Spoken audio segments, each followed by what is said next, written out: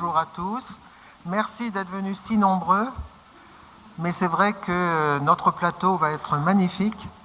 Et puis, bienvenue dans la bibliothèque. Alors, je voudrais bien sûr remercier Nathalie Beaufort-Lamy, qui s'active là, pas tout à fait dans les coulisses, mais presque, et puis Frédéric Blanc-Aubert, avec leur équipe qui nous accueille si chaleureusement, régulièrement.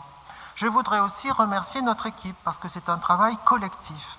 Et c'est vrai que nous avons travaillé avec beaucoup de bonheur. Alors je vous présente par exemple Catherine Desormières, qui elle, si tu veux bien te lever, merci, parce qu'elle est responsable des pastilles et des émissions, des chroniques sur Westrack Radio dans Viva Culture.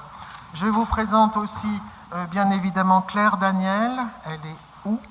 Claire, voilà, parce que elle représente l'association Spot Nature, dont vous avez vu des photos sûrement au jardin suspendu. Et enfin, je vous présente les autres, Anne-Marie Zucchelli. C'est elle qui nous a préparé tous cette belle technique de diaporama et de visuel. Mais c'est Pierre Rioux qui les a choisis. Le voilà. Il est historien et photographe. Nathalie Jean. Et Nathalie, elle est présidente du festival Are You Experiencing, dont vous avez l'habitude, parce qu'il se répand dans plusieurs lieux du Havre. Elle vous expliquera ceci tout à l'heure. Alors, bien sûr, je voudrais aussi présenter notre association, encore que je ne vais pas dire grand-chose, parce que vous avez tous les flyers devant vous qui vous expliquent qui nous sommes. Mais je voudrais simplement rappeler quelque chose. On est dans une situation, mais j'imagine, ce n'est pas la peine de le préciser, assez difficile, que ce soit bien sûr financièrement au niveau de la culture, c'est plutôt des baisses de subventions ou de l'austérité, et puis, évidemment, le chaos et la violence du monde. Et alors nous, dans notre association, nous sommes une association de spectateurs. Qu'est-ce que ça veut dire?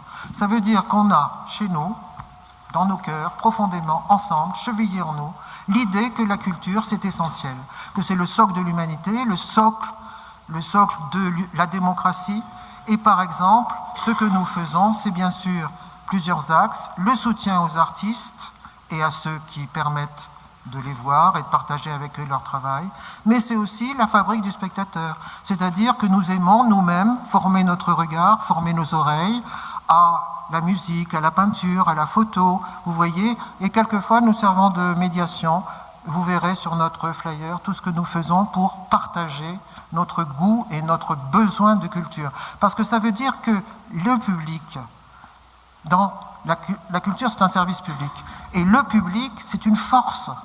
Et je crois que nous pouvons et nous devons peut-être montrer cette force. Vous avez vu le mouvement des spectateurs debout pour la culture, par exemple. Bon, ceci étant dit, merci. Ceci étant dit, je présente Femmes Invisibles, le regard des femmes photographes, parce que nous avions commencé une série Femmes Invisibles en novembre 23 sur les femmes peintres ou les femmes peintes et les femmes dans le spectacle vivant. Et nous avons eu envie de continuer avec les photographes. Pourquoi ? Parce que nous nous sommes rendus compte de quelque chose d'époustouflant. Vous allez mieux comprendre, bien sûr, avec les interventions des uns et des autres, mais les femmes ont toujours photographié. Elles se sont appropriées les premiers appareils photographiques. Pourquoi on ne les retrouve plus, ni dans les livres, ni dans les galeries, ni dans les festivals, ni ou encore dans les institutions, ni dans la presse, etc., ni auprès des acheteurs? Elles sont invisibilisées. Alors, on a été évidemment très choqués par cette situation, et du coup, Manon Garcia, je ne sais pas si vous avez vu, la philosophe, vient de faire paraître un livre qui s'appelle « Vivre avec les hommes », et à un moment, elle dit, à propos des femmes, « Nous n'existons pas ». Et c'est vrai que dans tout ce que je vous ai cité avant pour les femmes photographes, elles n'existent pas. Heureusement, ça a évolué, et c'est pourquoi nous n'avons pas choisi des femmes victimes ou des femmes ignorées, inconnues. Au contraire, nous avons choisi des femmes actives, militantes, qui se font connaître, qui ont réagi et qui tracent leur chemin et continuent à le tracer. Je voudrais demander à Béatrice Tupin, à Anne Kuhn et à Marie Daucher de nous rejoindre pour une table ronde. Alors, je ne le présente pas longuement, parce que vous avez sans doute reçu des informations. Tous leurs portraits sont diffusés dans Westrack Radio, sur Westrack Radio, dans Viva Culture. Donc, vous pouvez très facilement écouter les podcasts et savoir qui précisément sont ces grandes photographes. Alors, je vais commencer peut-être par Anne Kuhn, puisque vous êtes invitée par Are You Experiencing, et c'est vrai que vous avez une façon particulière de traiter vos modèles, on va dire, puisque vous mettez en scène vos photos, vos personnages, et vous leur faites représenter, alors vous allez peut-être nous le dire, des femmes dans l'histoire, des femmes qui ont marqué, des femmes qui sont représentatives. Merci beaucoup de me donner la parole. Je pourrais dire quand même que je pars de ma propre histoire. Je vais chercher à m'appuyer sur ma propre expérience, je vais suivre mon propre chemin et la photographie me sert à mener l'enquête. À travers mes mises en scène qui sont quand même toujours un petit peu à la lisière du réel. Voilà, je vais parler de choses qui ont existé, qui m'ont préoccupée. Qu'est-ce que c'est que d'être une femme aujourd'hui? Comment on fait avec l'enfance qu'on a eue? Où se nichent les explications pour expliquer l'harmonie, pour expliquer le désastre? Comment fonctionnent les histoires d'amour?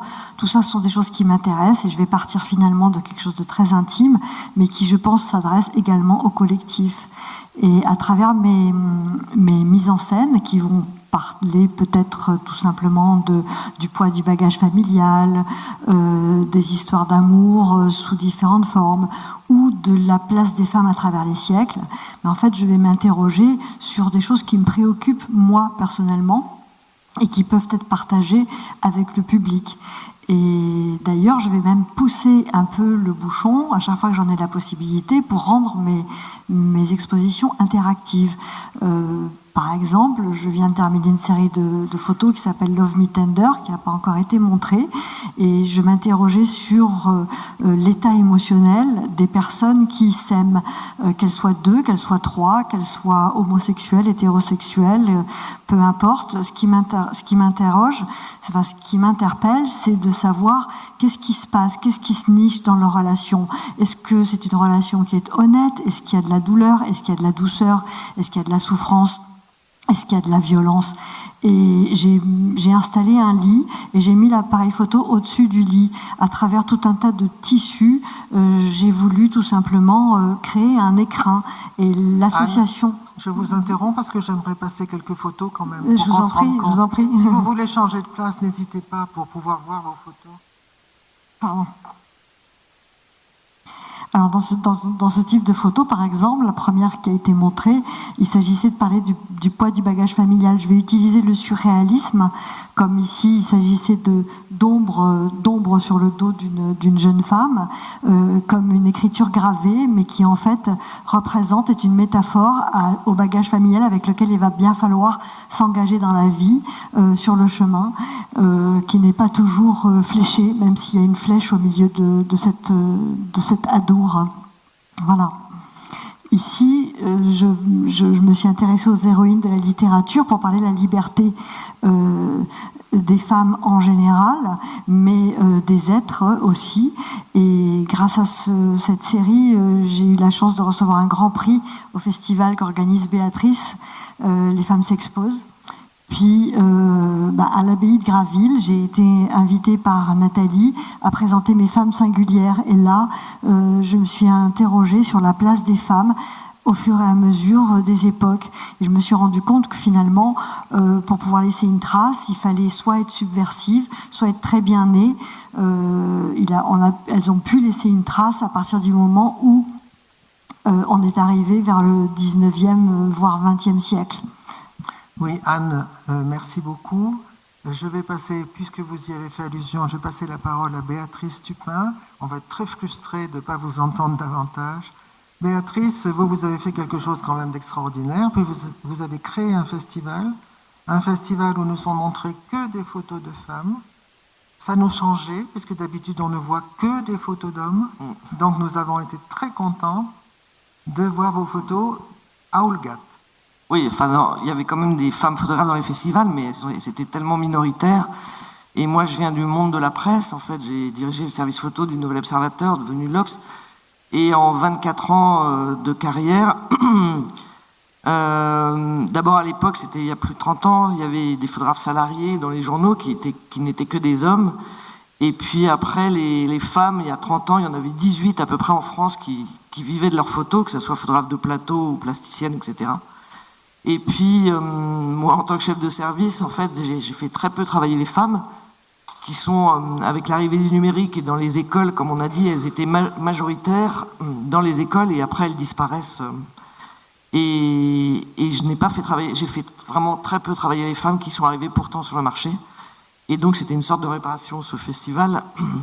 Et c'était un peu un mea culpa et c'était leur donner de la visibilité, tout ce que je n'avais pas fait moi. Et il faut savoir que dans le milieu des journaux, faire travailler des femmes, ça restait compliqué. Parce que les journalistes, d'abord, aiment bien travailler en binôme, toujours avec les mêmes photographes, avec des hommes qui leur servaient de garde du corps, pour les emmener, aller chercher. Et pour la petite histoire, une fois, j'avais un journaliste qui me dit « Oui, moi, je vais dans les quartiers nord de Marseille. Je voudrais que tu me trouves un bon photographe. » Alors déjà, quand on me dit un bon photographe, non, je vais te mettre quelqu'un de pas terrible. Et je lui dis c'est Johan Lamouler, super photographe. Il me dit, est-ce qu'il peut venir me chercher à la gare quand j'arrive? Alors je dis, Johan, c'est une femme. Alors là, oh là là, mais dans les quartiers nord de Marseille et tout ça, comment ça va être possible? Je dis, non, elle connaît bien, d'abord elle est très bonne photographe, et puis elle habite dans les quartiers nord de Marseille. Donc voilà, des petites anecdotes pour ça, et c'était très difficile Et quand ces nouvelles femmes photographes sont arrivées sur le marché, moi, par négligence, et aussi pour être tranquille, je les ai pas faites bosser, parce que quand on fait travailler une photographe ou un photographe pour la première fois, si ça marche pas, c'est de ma faute. Et donc je me suis un peu endormie sur ces binômes qui existaient depuis tant d'années. Et voilà, et donc c'est un grand regret. Si je revenais chef du service photo de l'Obs, ça changerait beaucoup. Et du coup, je me suis lancée dans ce festival en me disant, voilà, je vais mettre les femmes à l'honneur. Les portes se sont ouvertes plutôt facilement dans toutes les institutions et tout ça. Ça a plutôt bien fonctionné. Et puis maintenant, on va entamer la 8e année. Et on a 3 bourses à la création, dont des bourses de 10 000 €, 2 fois 10 000, 1 fois 6 000, 2 prix. Ça a pris de l'ampleur. Et on se rend compte, on en parlait avec Marie-Anne, mais c'est donc le ministère de la Culture qui donne des fonds et tout, maintenant exige quand même que les festivals mettent plus de femmes à l'honneur. Et certains disent, si on n'a pas de bon dossier de femmes, on peut rien faire. Et nous, du coup, avec Anne Degroux, qui mon binôme sur le festival, on a changé de méthode par rapport aux autres festivals. C'est-à-dire qu'on ne demande pas aux femmes photographes de nous envoyer des dossiers, sauf pour les prix, évidemment, et les bourses, mais c'est nous qui allons chercher ces photographes-là. Et donc, on est vraiment en alerte toute l'année sur les Instagram, les Facebook et tout ça. Et quand on appelle les femmes photographes qu'on veut exposer, on a dit, on a repéré telle série, on voudrait t'exposer, ça te dit et tout ça, et elles disent souvent, tu crois, mais tu crois que ça va être bien, et on se rend compte qu'elles sont elles se sentent beaucoup moins légitimes. Voilà, donc la méthode d'aller les chercher, si tous les festivals faisaient ça, je pense que ça changerait un petit peu la donne. Mais c'est très intéressant, ce que vous dites, parce que c'est vrai que ma première question voudrait être posée sur les difficultés et les obstacles. Alors, vous les avez évoqués, Marie Daucher aussi, vous avez des exemples, des difficultés que vous avez eues à vous affirmer comme photographe. Non. Si, oui. Allumez, Marie, t'es une fille, on voit ça. Maxence, il n'est pas là. Oui. Sébastien. Voilà, ça va mieux. Oui, bien sûr, comme toutes les femmes, mais pas que dans la photographie, j'ai eu des soucis. Un des principaux soucis, d'ailleurs, c'est le harcèlement. C'est les viols, c'est le harcèlement. On travaille... Oui. Il y en a encore un exemple très récent, où alors, quand on va montrer nos dossiers et qu'on regarde nos seins, au lieu de nous regarder le dossier, et on nous explique qu'ils ont une chambre pas loin.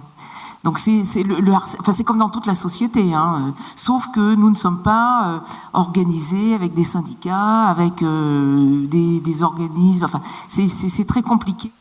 Donc ça c'est une des causes, mais il y a beaucoup de causes à l'invisibilité des femmes dans la photographie.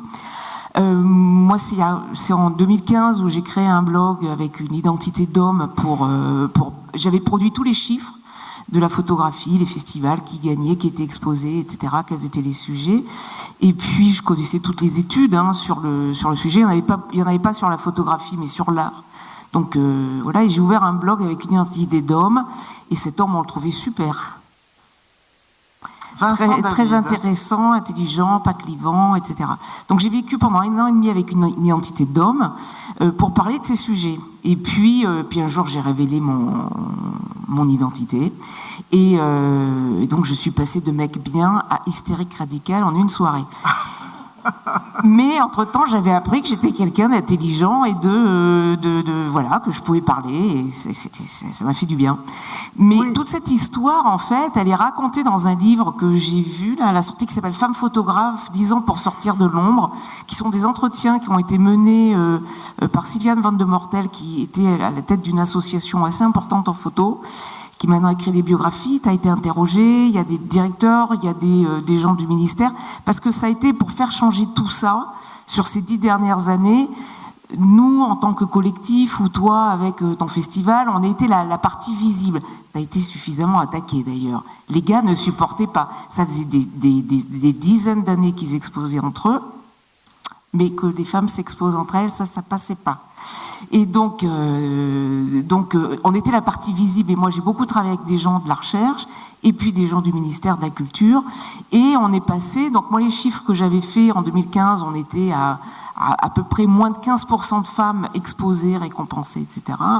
Maintenant on est à pratiquement égalité dans les récompenses, et tu peux certifier, il y a eu la grande commande du ministère de la Culture, de la BNF, qui a eu lieu sur 2022 et 2023, et au final il y a eu 30% de candidatures de femmes, ce qui n'aurait pas eu lieu 5 ans auparavant. C'est parce qu'on avait vraiment fait un travail pour montrer aux femmes, pour parler de légitimité.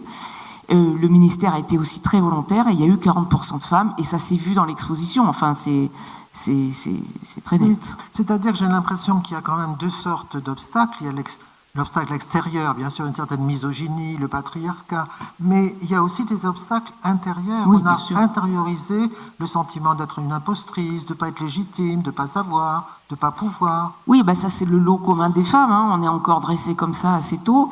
Tout à l'heure, j'étais à la plage, je suis venue plus tôt pour voir l'église et la plage, et il y a une douzaine de lycéens qui sont arrivés, et les filles ont commencé à vouloir se baigner.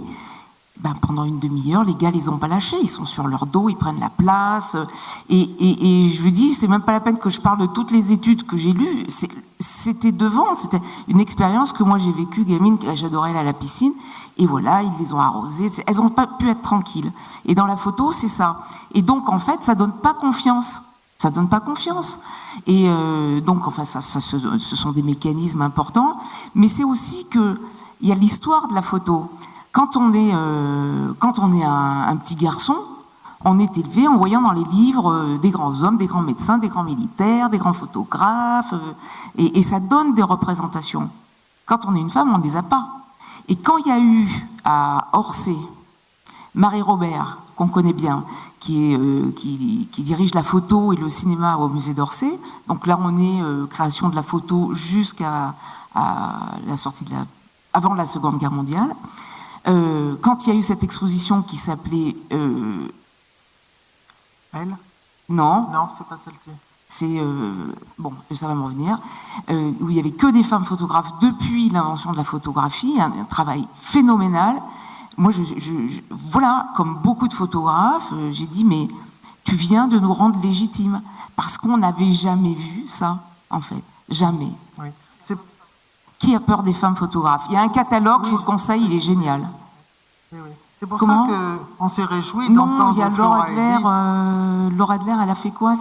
Il est là-bas, c'est les femmes. Les femmes qui lisent, les femmes toutes sortes de femmes. Voilà, c'est ça. Je confonds un peu tous les grands. Vas-y. Oui, c'est pour ça qu'on s'est réjouis de voir Flora, Élie et Virginie Sueur faire des photos et y aller comme ça, vraiment avec assurance. Moi, ça m'a... Alors, je vais quand même modérer un tout petit peu quelque chose que vous avez dit tout à l'heure, en disant que nous avions de l'assurance, etc. C'est bien, mais il faut voir comment se construit dès l'enfance, en fait, le manque d'assurance des femmes. Oui. Et moi, je connais des photographes. Le cas dont je vous parle, c'est une photographe qui fait un travail vraiment bien intéressant. Elle a été violée récemment par quelqu'un du monde de la photo, qui en plus s'incruste dans ces milieux photographiques. Elle peut pas prendre la parole là, elle peut plus travailler. C'est pas,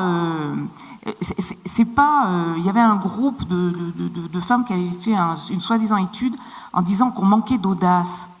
Mais c'est qu'il en faut de l'audace pour exister dans un monde uniquement masculin, qui nous disent qu'on n'a pas de talent, qui nous disent qui nous invisibilisent. C'est extrêmement compliqué, donc souvent, c'est pour ça qu'elle quitte la photo assez rapidement. Hein. Oui. Alors du coup, vous avez donc Béatrice Tupin a créé son festival. Vous êtes intervenu aux rencontres photographiques d'Arles, effectivement, en mobilisant 500 à peu près. Oui, on a eu beaucoup de signatures à l'international. Ouais. Voilà, pour obtenir la parité. La parité, c'était pas vraiment le sujet. Bon, j'avais dit 50-50, mais en fait, c'était desserrer cet étau dans lequel nous étions. C'est-à-dire que voilà, on travaille souvent plus et mieux que beaucoup de photographes, hein, et au final, c'est compliqué. Enfin, je voudrais préciser, puisque tu as quand même dirigé un des jurys de la Grande Commande, les dossiers des femmes, majoritairement, étaient quand même des fois bien plus préparés que les hommes, que ceux des hommes. Ouais. Parce que eux, ils ont l'habitude d'être sélectionnés, pas nous. Donc on fait des dossiers qui sont... Oui, il faut travailler 10 fois plus. Enfin, dans n'importe quel métier, je suis sûre qu'il y a beaucoup de gens qui ont plein de métiers différents ici, et c'est ça. Mais on est sur du subjectif ici. La photographie, c'est subjectif. C'est pas comme si on était médecin, par exemple. C'est beaucoup moins subjectif, ou si on était ingénieur. Et donc, on avait affaire à des directeurs de festivals. Et d'ailleurs, les institutions les plus dotés en photographie sont dirigés uniquement par des hommes. Et bon, ils ont été obligés de faire des efforts, hein, quand même. Mais ça reste encore compliqué, ça reste fragile comme situation. C'est fragile. Mais on est monté à plus de gagné. 30, 40, 50% de femmes, voilà. Mais ça reste fragile. Oui, vous avez quand même réussi. Le public dont tu parlais. C'est à toi. Oui, prenez vos micros, s'il vous plaît. Anne, votre micro. Oui. En fait, quand j'abordais les directeurs de festivals ou d'institutions, je disais une chose simple, en fait. Hein. Je disais, vous recevez de l'argent public, c'est fait pour autre chose que d'exposer vos potes, en fait. Et c'est là où je me suis rendu compte qu'ils étaient très fragiles. Dès qu'on remettait en cause un petit peu le système, c'était très fragile. Donc ça a été très violent. Hein. J'étais pas mal harcelée, on m'a traité de Pol Pot, Marie Daesh. Si vous voyez les images de Daesh, ça vous dit l'ambiance. Mais ça m'a montré qu'il y avait un système qui était très fragile. Mais on a pu faire changer ce système parce qu'il y avait une volonté politique à ce moment-là, avec Agnès Salle au ministère de la Culture, avec un maillage, en fait, on a avancé en réseau, voilà. Mais l'argent public était important. Alors le ministère ne peut pas dire on vous donne pas d'argent parce que vous faites ça et ça, mais enfin il y avait quand même une forte incitation à exposer plus de femmes, et puis au-delà des femmes, bien entendu, des photographes qui cumulent d'autres discriminations, notamment des questions de race, d'origine sociale, etc. Oui, bien sûr, voilà, de ça va avec. diversité. Oui. Ça va avec. Oui, mais ça, on ne peut pas le bien compter. sûr. Les femmes, on pouvait compter. Oui. Je crois qu'on pourrait peut-être donner la parole au public, parce que vous avez abordé à peu près les difficultés, les moyens et les réussites, mais peut-être il y a des personnes dans la salle qui voudraient bien poser une question. Comment je fais pour le micro, Sébastien? Le fil est assez grand. Ouais. Pendant que vous cherchez, je vais raconter juste une petite chose. Quand j'ai lancé le festival, j'ai dit un festival de femmes photographes, et des photographes m'ont dit mais tu vas faire baisser le niveau de la photo. Voilà, donc oui. Donc c'était assez étonnant, mais voilà. Moi aussi, je profite pour une anecdote, parce que moi j'ai vécu en province, donc j'étais autodidacte, donc j'ai pas bénéficié d'un parcours scolaire, d'une école en photographie. En vivant en province et en devenant mère, j'avais la possibilité de créer entre deux machines, entre deux réunions parents-prof, entre deux activités ou deux réunions chez le dentiste. C'était pas du tout évident. Donc la création, elle s'étend sur de nombreuses années. Et c'est seulement quand les enfants deviennent un peu grands que j'ai eu un peu plus de temps pour m'occuper de mon travail. Mais les héroïnes que tu as représentées sur ton festival ont été exposées dans un très très bel endroit à Biarritz. Et alors que j'étais avec un ami à moi, juste à mes côtés, derrière un petit comptoir où je vendais le livre de mes héroïnes, il y a quelqu'un qui s'est dirigé droit vers lui et qui l'a remercié pour ce magnifique travail. Ah, bravo. Une question là, oui. Oui, c'est pas une question, c'était juste des réflexions. On est allé à Houlgate plusieurs fois et c'est un festival qui est très intéressant. Je trouve qu'il a un peu baissé et qu'il y avait une vraie sélection de femmes photographes et c'était très intéressant. Et il y avait une expérience de jeunes qui étaient un peu en difficulté et qui exposaient leurs photos. Et je trouve que c'est très important de faire découvrir l'art, quelle que soit sa technique, dès le plus jeune âge. Donc je travaillais dans le cinéma et j'ai travaillé avec des enfants à partir de 3 ans où on faisait venir les parents et on leur montrait des films. Et je crois qu'en photo c'est pareil. J'ai aussi commencé dans des classes maternelles pour la photo et on s'aperçoit qu'il y a une richesse du regard des enfants. Et quand on en parle aux parents, ils sont sidérés, mais ils ne pensaient pas du tout que les enfants pouvaient le faire. Et je pense qu'il ne faut pas l'oublier. Et je pense que la place de la femme, on doit la travailler dès le plus jeune âge. Et on doit le travailler auprès aussi des garçons. Il doit y avoir une vraie éducation sur la place de chacun.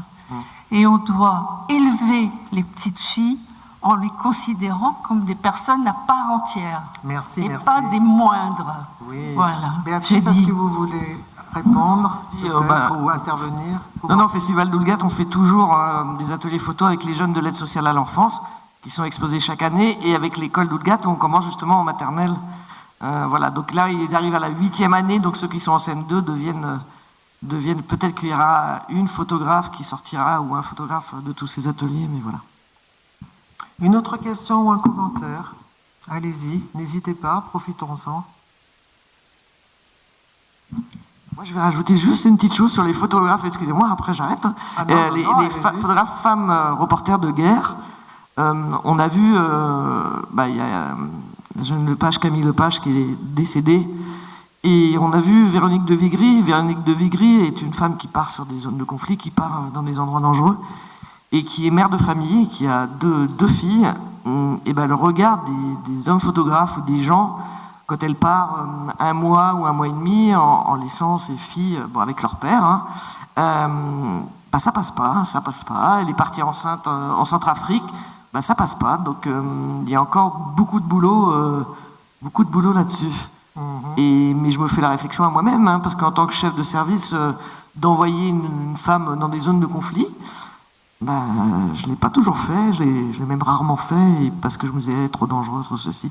Donc il y a encore un gros boulot à ce niveau-là. Mais la jeune génération, elles sont débattantes, je pense que ça va. Oui, Marie? Un autre frein, je disais le mail tout à l'heure, il y a un endroit qui organise une résidence d'artistes. C'est un endroit où on peut créer et où généralement on nous demande d'avoir une activité justement avec les écoles, les enfants, etc.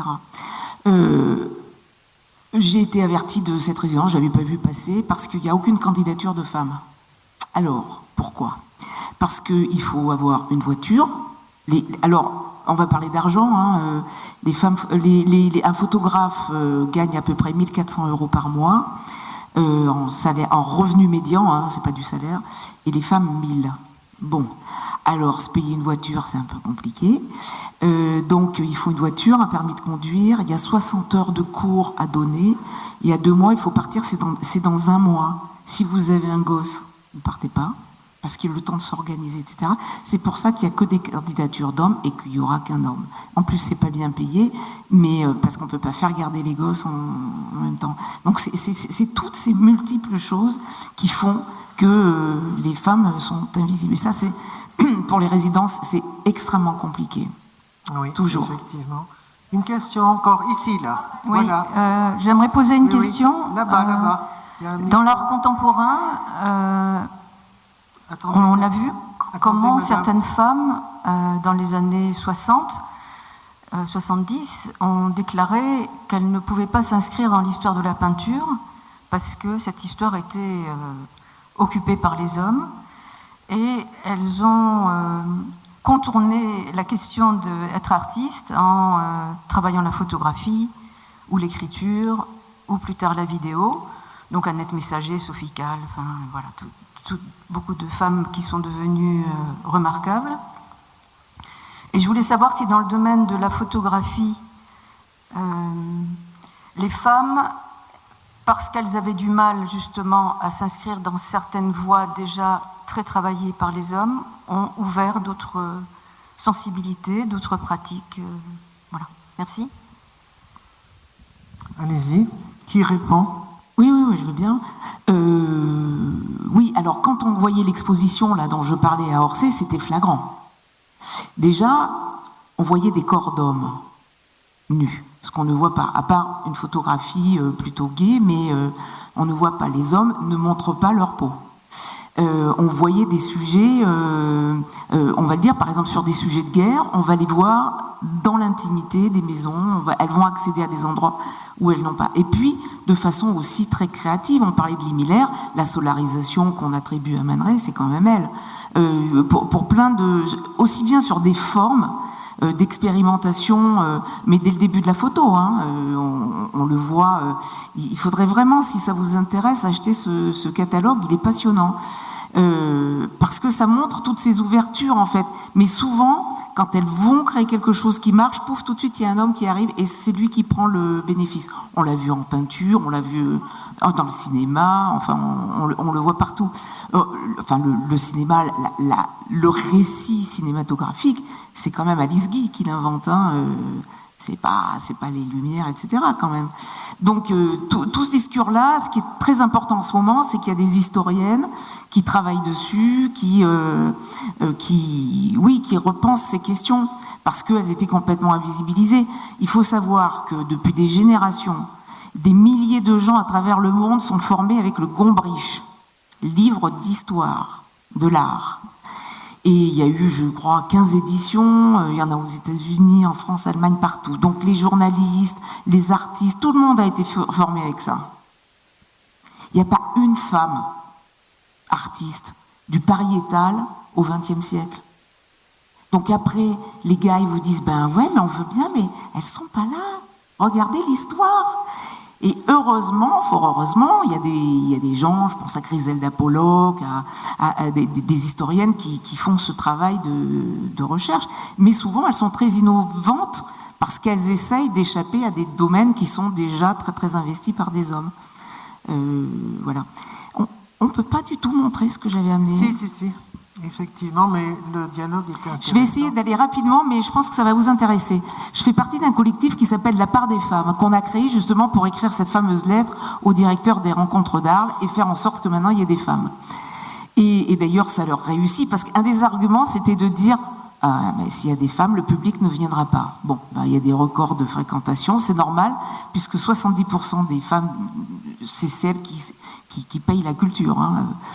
Donc voilà, donc avec ce collectif, on était dans le second confinement, et c'est possible d'enlever ce truc noir là ? Je peux avancer. Hein. On était le 14 décembre 2021, et donc on avait fait une sorte de carottage, c'est-à-dire que Le Monde, Libération et Le Figaro ont publié 60 photos, 97% ont été faites par des hommes, 74% des personnalités représentées sont des hommes. On s'est dit que ça devait bien avoir un petit impact quelque part. Bon, donc on a référencé 3 ans de photos de la DER de Libération et 3 ans de l'invité de Télérama. parce que ce sont des journaux progressistes qui sont censés donc changer les choses, parce que il y a c'est des médias qui valorisent quand même beaucoup les photographes. Les photographes cherchent beaucoup à travailler pour ça. Donc pour plusieurs raisons, on a pris ces deux journaux. Puis on avait des abonnements aussi, ce qui nous permettait de référencer ça. Et puis on a fait comme moi j'ai fait toujours, hein, c'est-à-dire on a compté, parce que c'est important de compter pour que les femmes comptent. Donc, dans Libération, la répartition des portraits par genre des photographes, c'était simple. À ce moment-là, 85% étaient faits par des hommes, et dans Télérama, 93%. Bon, alors, on a commencé à travailler, à regarder les images. Et à un moment, il se trouve que je connaissais une des rédactrices de Arrêt sur Image, qui est une émission, elle est en ligne gratuitement, et qui me dit ça serait intéressant que tu viennes en parler. Et donc, je suis allée en parler avec un directeur photo de Mediapart, et l'émission a été mise en ligne gratuitement, et ça a forcé Libération à faire travailler des femmes. Alors, c'est bien de faire travailler des femmes. Alors, elles sont toutes jeunes, elles sont toutes jolies, hein. Mais c'est surtout que la façon de travailler n'est pas changée. Et c'est pas parce qu'on est une femme qu'on pense la photographie. Parce qu'on a tous et toutes été éduqués dans le même bain des photographies. On nous a appris qu'elles étaient les grands photographes. Bon, donc tout le monde pense la même chose. Et il y a des figures qui sont très très fortes. Donc je vais très rapidement vous montrer des choses. Vous allez très rapidement comprendre parce que vous regardez des journaux, la presse, etc. Donc ça, par exemple, cette figure du photographe qui se met au-dessus de son modèle, c'est aussi fort que le cow-boy de Marlboro Country. C'est un imaginaire très fort, surtout dans la presse. Ça revient souvent. Donc là, on parle d'un film des années 60. Là, on est dans les années 2000. Et là, c'est une exposition assez récente, donc à la Fondation Pinault Collection. Donc, on peut aller derrière. Donc nous, on a rassemblé des photos de personnes qui étaient, donc on a à peu près 1000 portraits qui étaient au sol. Et on se rend compte que ce sont des femmes. 85% sont des femmes, de mémoire. Hein. Ce sont des femmes, alors quelles que soient leurs conditions, leurs origines, ce qu'elles vont raconter, etc. sont des femmes. Quand ce sont des hommes, ils sont noirs ou arabes. Et quand ils sont blancs, ils sont gays. Et c'est systématique. Moi, je peux vous dire, en regardant maintenant un journal, tiens, le gars, il est gay. C'est systématique. Donc, je vais prendre un exemple donc d'une de ces photos. Valérie Solvit, elle est chef d'entreprise, une femme à succès, grosse personnalité, et elle se retrouve photographiée au sol comme ça. C'est un peu particulier quand même. Et donc j'ai appelé le photographe. J'en parle. Hein, on a appelé des photographes, on a appelé aussi des personnes photographiées. J'appelle le photographe et je lui dis comment tu arrives à faire une photo comme ça. Donc c'est très intéressant parce qu'il va raconter qu'il arrive, il y a beaucoup d'œuvres d'art dans le bureau, c'est très chargé, ils ont une demi-heure pour faire la photo, c'est payé 150 balles. C'est pas énorme, hein. Il faut vraiment y aller. Et elle lui parle du canapé, tac, tac, tac. Bon ben voilà, ça se termine comme ça. Et moi je suis allée voir le compte Instagram de cette femme et visiblement ce regard sur sa poitrine ne la gêne pas. Ce qui n'est pas un jugement d'ailleurs. Mais ça veut dire qu'une photo, ça se co-construit. Ça se co-construit. Ça veut dire qu'elle, ça ne la gêne pas. Donc, elle va accepter ce type de position et elle va même le valoriser. Mais c'est pour dire qu'une photo, quand elle paraît dans la presse, il y a un photographe qui l'a faite, il y a une personne qui a été photographiée et il y a des gens qui ont sélectionné ces photos. Et c'est pas rien, ça. Il y a une espèce de trio qui fonctionne comme ça, qui est assez important. Alors, les féministes. Donc, vous voyez que les féministes, elles sont toutes allongées. Hein. Alors, il faut savoir qu'à la tête de Libération, enfin, photo de la page l'ADR de Libé, on a un bon gros gabarit de misogyne. Hein. On devrait lui donner une médaille. Et donc il parle des féministes parce qu'il ne peut pas faire autrement. Hein. Il est chez Libé, mais il trouve toujours un moyen de les humilier. Et donc là, il y a eu, par exemple, la photo du milieu, Pauline Armange. Elle a été. Donc c'est un sujet sur les femmes, sur la misandrie. Il y a un journaliste et un photographe qui ont été envoyés pour faire ces photos et l'interview. Je sais pas, généralement, on envoie des gens un peu compétents sur le sujet. Là, non. Donc la photo, elle est bien. Moi, je trouve qu'elle est bien, cette photo. Mais elle l'a vue et elle lui a dit, moi, je la trouve bien, mais si elle sort comme ça bousille mon réseau social. Je vais recevoir une tempête, on appelle ça une shitstorm, et c'est ce qui s'est passé. Et donc, ça veut dire qu'il n'a pas écouté, il a quand même envoyé la photo, et c'est cette photo qui a été publiée. Pourquoi ? Parce qu'elle a des poils sous les bras. Devinez tout, on a tous des poils sous les bras. Mais les hommes ne le savent pas toujours. Alors, là, je reviens, c'est un exemple aussi des gens qui sont photographiés dans des conditions un petit peu inconfortables. Et ben, on est toujours pareil. Hein. On avait donc ces 6 photos. Il y avait un mec, on sait tout de suite qu'il est gay. On vérifie juste, il est gay. Voilà.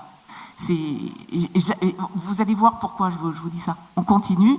Voilà. Alors quand je disais pour les Arabes et les Noirs, c'est pareil. Hein.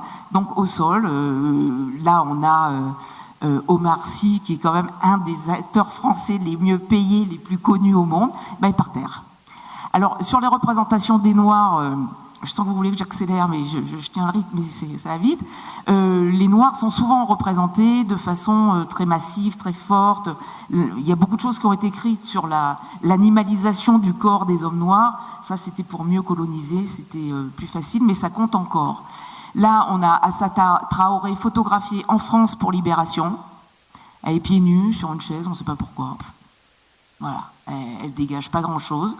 Là, c'est pour Time Magazine, c'est une autre gueule quand même. C'est quand même une femme qui lutte contre les violences policières. Et puis là, c'est la première fois où elle a été photographiée par un photographe noir en France.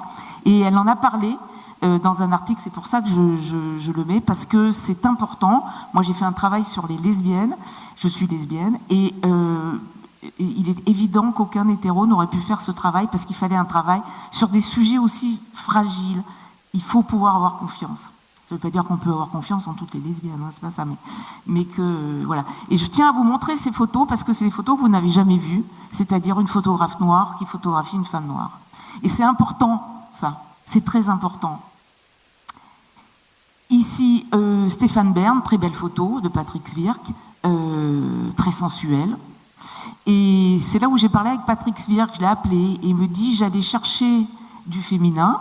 On se demande pourquoi, et j'ai trouvé du masculin. Et donc c'est ça qui nous a amené quand même beaucoup à réfléchir sur les gays, sur les lesbiennes aussi, bien entendu. Donc vous pouvez passer là. Voilà, alors les gays, voilà, c'est ce que je disais. Hein. Soit on ne voit pas complètement leur visage, hein, vous avez vu que sur Omar Sy c'était pareil. Soit il est allongé, ça c'est Augustin Trapenard. Alors là, ça avait été quand même une série de photos qui avait été faite avec celui qui a été ministre de la Culture. Ah, vous allez trop vite là. Ah non, parce que ça, c'est un morceau de bravoure. Hein. Donc ça, il est ministre de la Culture, c'est quand même le seul gay de droite député qui s'est tapé les débats sur le mariage pour tous. Donc un gars courageux. Il est nommé au ministère de la Culture. Alors, il y a eu cette photo qui est sortie dans Libération, ridicule, dans l'arrière d'une cour, sur le bord d'un trottoir avec le doigt dans la prise. Souvent, il faut décrire pour voir le problème. Et puis, là, je ne sais pas si vous connaissez l'expression sortir du placard ou être dans le placard. C'est quand on est homosexuel. Je trouve que c'est bien parce que le ministère de la Culture, c'est vraiment le lieu c'est vraiment l'empire, les miroirs, les trucs tout dorés. Mais lui, on le met dans un placard. Et il y a le matos du photographe ici. On ne prend pas de soin quand même pour lui. Hein. Moi, ça m'avait quand même assez choqué. Voilà. Là, on peut aller derrière. Voilà, lui, il est gay, c'est un député qui s'est enfui, les Noirs, il s'est enfui. Donc je décris la photo, il est photographié dans une arrière-cour, hein, l'arrière-cour, les gays, hein, ça, par terre, il pleut, je peux vous le dire, et il a la tête sur une branche coupée. Voilà lui sur... ça ressemble pas, hein. Hein, c'est pas... Et là, on en a rassemblé quelques-uns, donc où on va voir, on voit, alors que des positions sont très différentes de la façon dont on va photographier des hommes hétéros. Je vais vous montrer ça après. On voit de la peau, on voit des gestes qui peuvent être tendres, qui peuvent être sensuels, et souvent aussi des regards qui ne sont pas vraiment directs. Hein. Mais vous voyez les mains qui vont être proches de soi, et ça, on va retrouver ce type d'iconographie dans la peinture avant la Révolution française chez des intellectuels. Les voilà, les hommes qui sont majoritaires. On peut revenir à celle d'avant. Voilà. Donc, moi, j'ai pas envie de passer la soirée avec eux, en gros. Hein. Donc, ils sont tous habillés pareil. C'est morne. D'ailleurs, on les voit au mariage. Hein. Deux femmes qui ont la même robe, on frise le scandale. Tous les hommes sont habillés pareil. Et donc, ce sont eux qui nous dirigent et qui sont majoritaires dans la presse. Voilà. Et alors, dernier point, ça c'est juste de l'autopromotion. Tic. Là, on peut y aller ? Isabelle, la dernière. Voilà. Donc, le portrait de presse au prisme des dominations, c'est toute l'étude dont je viens de vous parler. Ça révolutionne vraiment le regard. Hein. On l'a écrit à deux, à trois, vous avez vu mes copines devant. Il y a une analyse des textes aussi fascinante. Femme photographe, 10 ans de lutte pour sortir de l'ombre, ça a été publié chez Loco, il est en vente là-bas. Je touche rien dessus, vous pouvez y aller. T'as été interviewé, voilà, c'est vraiment ces 10 ans d'histoire qui ont changé l'histoire de la photo, carrément. Et l'amour aussi, j'ai été donc lauréate de la grande commande photographique et j'ai travaillé sur les représentations lesbiennes 10 ans après le mariage pour toutes et tous, qui s'était mal passé pour nous. Hein. Et puis, je sors demain un livre qui s'appelle « Pourquoi les lesbiennes sont invisibles ?» Et il est question de photographie, et la question est posée, y a-t-il un regard lesbien ? Ça coûte 4,90, vous pourrez savoir à partir de demain. Voilà, merci. Eh ben, merci beaucoup Marie. Merci Marie Dochet.